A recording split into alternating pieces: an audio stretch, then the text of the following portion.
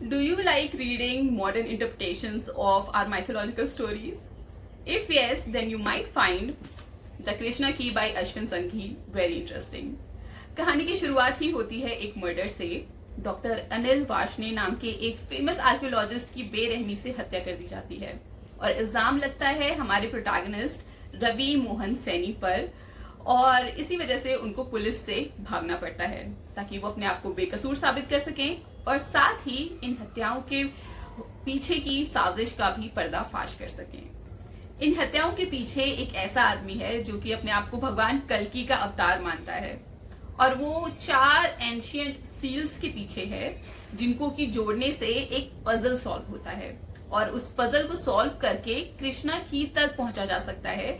और इस कृष्णा की से क्या खुलता है वो हमको बुक के एंड में पता चलेगा। इस कहानी की अच्छी बात यह है कि ये बहुत ही फास्ट पेस्ड है, इसमें बहुत सारे ट्विस्ट हैं और इसमें माइथोलॉजी और हिस्ट्री को कंबाइन करके एक मिस्ट्री बनाई गई है which is most of the time very interesting to read. जो चीज मुझे इस किताब में अच्छी नहीं लगी वो थी इसकी लैंग्वेज। इसकी लैंग्वेज मुझे काफी शैलो लगी और उतनी ज्यादा सोफिस्टिकेटेड नहीं थी।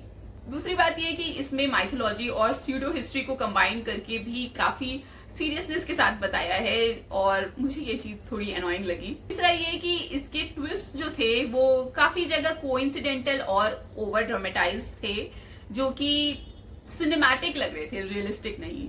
रिव्यूज में मैंने ये भी पढ़ा है कि ये किताब डैन ब्राउन के दा विंची कोड से हेवीली इंस्पायर्ड है। It's not an original concept. Although मैंने डैन ब्राउन की दा विंची कोड पढ़ी नहीं है और वो मूवी देखे हुए भी मुझे बहुत ज्यादा साल हो चुके हैं तो मुझे याद नहीं था कि उसमें क्या हुआ है, so I can't comment on that. Overall I give this book 2.5 stars क्योंकि आई थिंक अश्विन संघी ने काफी ज्यादा रिसर्च की है इस बुक के लिए एंड काफी हद तक ये बुक इंटरेस्टिंग और एंटरटेनिंग भी है। I will recommend you this book, but don't take this book seriously. The next book that I read is Lessons in Chemistry by Bonnie Garmus.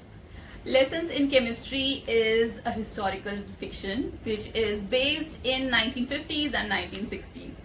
The story revolves around Elizabeth Zott, who is a brilliant chemist, but her talent and ambition are often undermined because of the sexism of that era.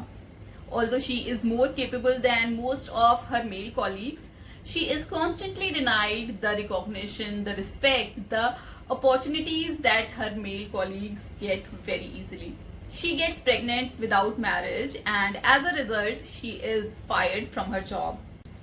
After a series of personal and professional setbacks, Elizabeth unexpectedly becomes the host of a TV cooking show called Supper at 6. She uses her show to motivate women to challenge the societal expectations and pursue their own ambitions. The novel combines humor, romance, feminism, science, and social commentary while telling the story of a woman who just wants to live her life in her own terms. An entertaining book, but in my opinion, author ने Elizabeth जॉर्ड के character को perky बनाने के चक्कर में थोड़ा सा annoying बना दिया है। I mean, even if you are a brilliant chemist, लेकिन अगर आप नमक को NaCl और अल्कोहल को C2H5OH बोलने लगोगे तो you will come across as irritating. Book में कई जगह मदरहुड को कुछ इस तरीके से क्रिटिसाइज किया गया है जो कि मुझे उतना अग्रेबल नहीं लगा। I know motherhood is extremely difficult but उन्होंने उसको कुछ ज्यादा ही एक्सट्रीम में क्रिटिसाइज किया है। It is a well written entertaining book. I give it 2.5 stars. Next, I read Psychology of Money by Morgan Housel. It is one of the most popular finance-related self-help book, but it's not about being rich or managing your finances or investing wisely. It's about human behavior. Morgan Housel argues that success depends less on intelligence and more on habits, emotions, your patience and decision making. This book explores different aspects of how people think about wealth.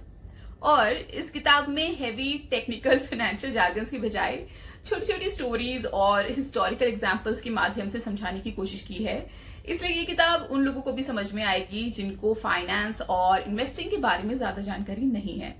लेकिन अगर है तो फिर शायद ये किताब आपके उतने काम नहीं आएगी. It's insightful and full of practical knowledge. I give this book 3.5 stars and I will recommend it.